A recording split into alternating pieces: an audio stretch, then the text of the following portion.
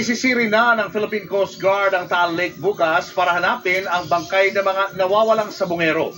Kanina, sinuyod ng PCG ang isang palaisdaan kung saan posibleng itinapon ang mga bangkay. Nasa frontline na balitang yan si Camille Samonte. Sakay ng mga rubber boat, nag-ikot ang mga tauhan ng Philippine Coast Guard sa bahagi ng Taal Lake sa Laurel at Talisay, Batangas. Nagsagawa sila ng technical site assessment bago sumisid para hanapin ang bangkay ng mga nawawalang sabongero. Kabilang sa pinuntahan ng mga diver at ilang opisyal ng gobyerno ang isang palaisdaan sa Taal Lake. Ito raw ang ground zero kung saan posibleng itinapon ang mga bangkay.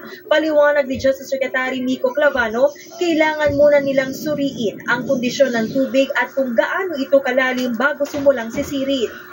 We can expect na yung tubig ay medyo hindi masyadong clear, no? Medyo murky.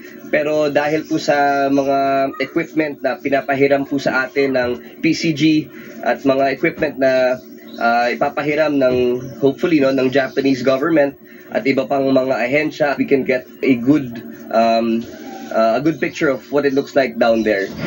Alam daw ng DOJ na hindi magiging madali ang paghahanap sa mga bangkay dahil sa masamang panahon. Nakatanggap din daw sila ng impormasyon na itinali umano sa sandbag ang mga bangkay para lumubog ito sa lawa.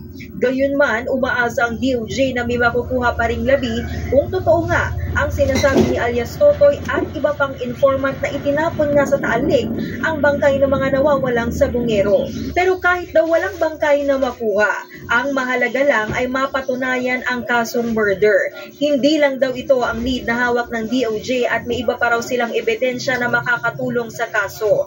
Matapos ang site assessment kanina, kinumpirma ng Philippine Coast Guard na sisimulan na ang pagsisid sa Taal Lake bukas. Tinitingnan din ng PCG kung pwedeng gumamit ng submersible drone at iba pang equipment para mapadali ang paghahanap nila. Umaasa ang pamilya ng mga nawawalang sabongero na mabibigyang linaw ang sinapit ng mga biktima. Nakausap na rin daw nila ng personal si alias Totoy na nagsabing itinapon sa Taal Lake ang mga bangkay ng mga nawawalang sabongero.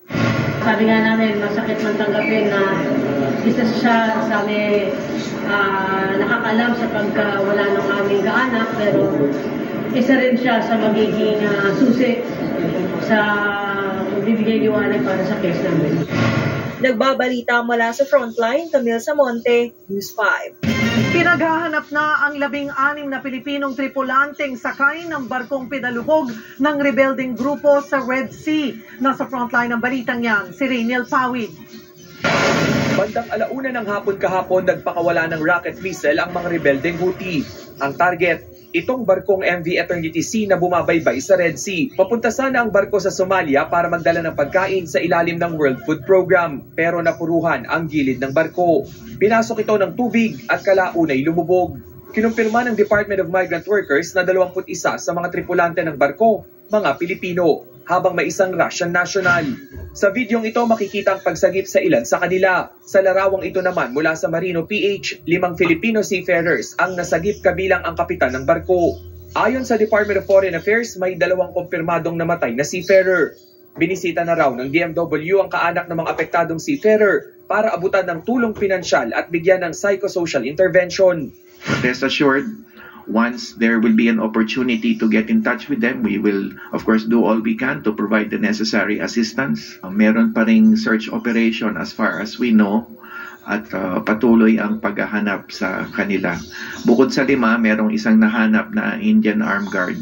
Hindi naman daw susukuan ng Greece-based maritime risk management firm na Diaplus ang rescue operation sa iba pang nawawala.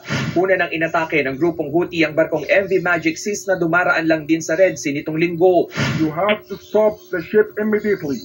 Otherwise, you will bear all responsibility. Nang hindi huminto, pinasabog ng Houthi ang barko. Nakapagpadala pa ng distress call ang tripulante ng Magic Seas. The vessel needs immediately assistance. Mayday, mayday, mayday. What type of assistance you need? Rescue. Pinasok pa ng mga rebelde ang barko bago ito pinasabog at tuluyang lumubog sa dagat. Sabi ng DMW, 17 sa mga tripulanteng sakay ng Magic Seas ay Pilipino. Ligtas silang lahat at nasa Djibouti sa Africa. Nakatakda silang umuwi bukas. Ayon sa International Maritime Organization, ang pag-atake ng grupong Houthi sa Red Sea ay bunsod ng geopolitical tension ng ilang bansa na nakapalibot sa rehiyon. Nagbabalita mula sa frontline, Rainiel Pawid, News 5.